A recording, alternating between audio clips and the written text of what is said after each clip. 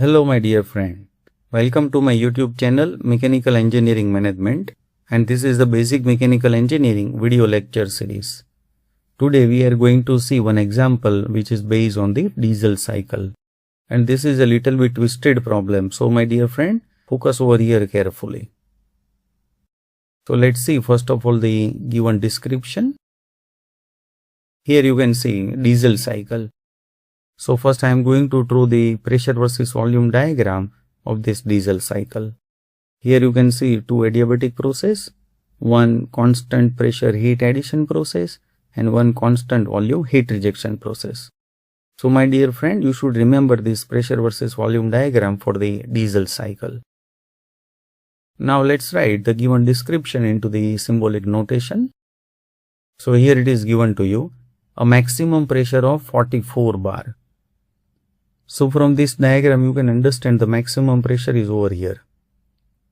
The maximum pressure is at state 2 and at state 3. So I can write over here P2 is equal to 44 bar. And that is exactly equal to P3. So you can write over here P3 also. Next, a maximum temperature of 1600 degrees Celsius. So again you can understand from this diagram, after the heat addition process the temperature will increase. So you can understand the maximum temperature that is at state 3. So this is T3. Simple add 273 so that you can convert Celsius into the Kelvin. The pressure at the starting of compression. So here you can see this is a compression process, and starting of compression process means at state 1. So this is P1. Next, at the starting of compression, the temperature is 27 degrees Celsius. So again, this is the T1. Simple, add 273 so that you can convert it into the Kelvin. Find the air standard efficiency of the cycle. So air standard efficiency means eta, and this is the diesel cycle. So you can say eta diesel is equal to question mark. Take adiabatic index as 1.4. So you can say it is gamma. My dear friend, if it is not given to you in the examination, then simply you can assume adiabatic index as 1.4 for the air standard diesel cycle. Now refer this list of the formulas for the Otto and diesel cycle. Here this is the diesel cycle, so focus over here this formula. Now our question is about the diesel cycle efficiency. So here you can see this is the equation for the efficiency of diesel cycle. So I am going to use this equation to find the efficiency of diesel cycle.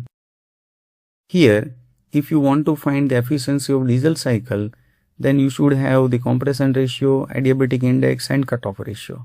So let's see whether it is given to you or not. So compression ratio R, that is not given to you, see. So first question is about the R. Rho means cutoff ratio, that is also not given to you. Rho is actually the cutoff ratio, that is V3 by V2.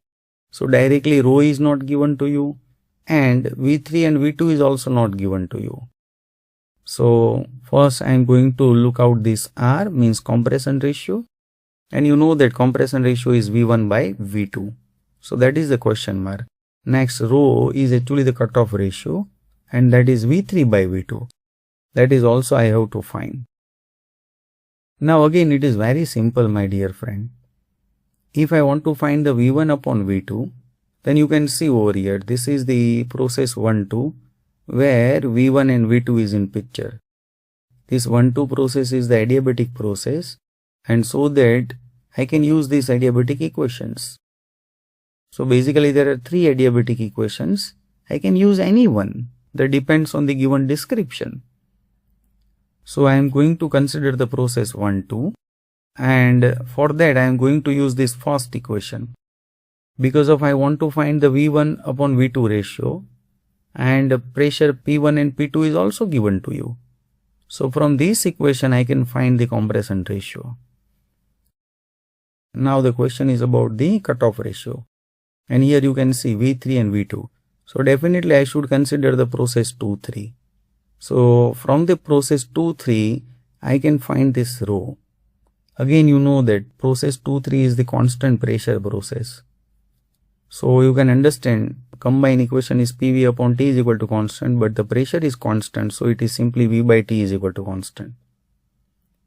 So I can apply this equation over here, means V2 by T2 is equal to V3 by T3. And from that I can find V3 by V2. Because of the temperature is given to you, T3. So this is the very simple thing for this problem. So first I am going to apply this equation for the process 1-2. So very simple, 1-2 is the adiabatic process, so I can use this equation PV raised to gamma is equal to constant for the state 1 and state 2. So it is P1 V1 raised to gamma is equal to P2 V2 raised to gamma.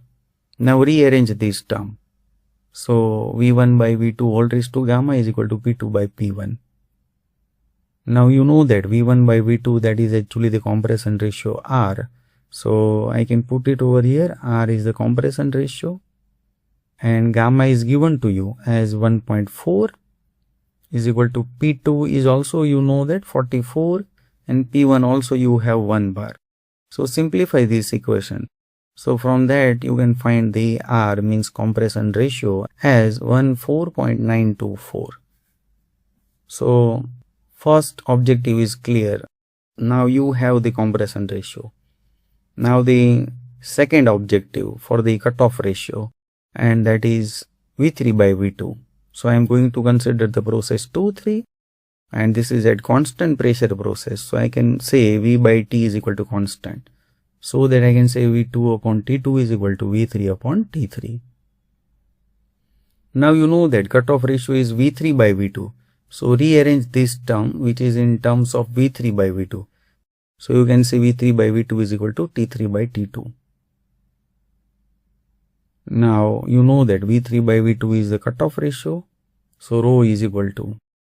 But here unfortunately you have the T3 but you don't have T2. See over here. So I can't find the rho from this equation. So I need to find the T2 first. And again you know that 1-2 is actually the adiabatic process, and for that I can use any one of these adiabatic equations. So can you tell me, my dear friend, which equation should we use for the process 1-2 so that I can find this T2? So it is very simple. I can go for the second equation.